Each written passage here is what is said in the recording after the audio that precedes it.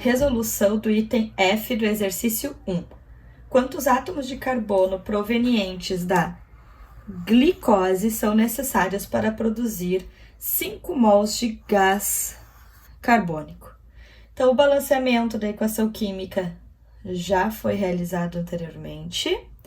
E agora, como segundo passo da resolução, a gente precisa identificar as substâncias envolvidas no problema, além de ver quais são as unidades, as grandezas que o exercício solicita, né? Então, em relação à glicose, o exercício pergunta quantos átomos do elemento carbono serão necessários, enquanto que em relação ao gás carbônico, o exercício nos fornece uma quantidade em mols.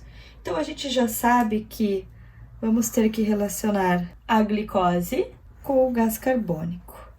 A glicose em relação à quantidade de átomos de carbono e o gás carbônico em relação à quantidade em número de mols.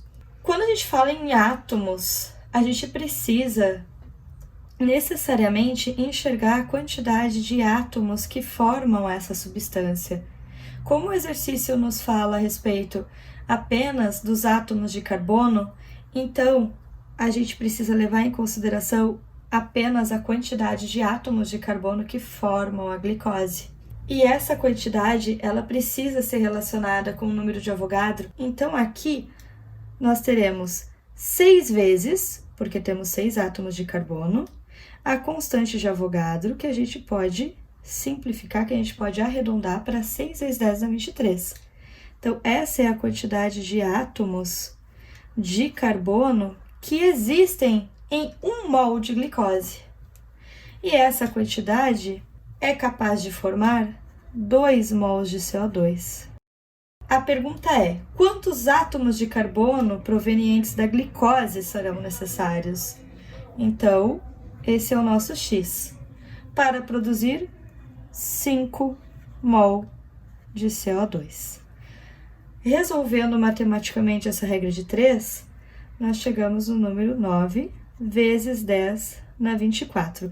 Não esqueçam que esse não pode ser um número solto, tem que estar relacionado à quantidade de átomos de carbono na glicose, ok? Até o próximo exercício.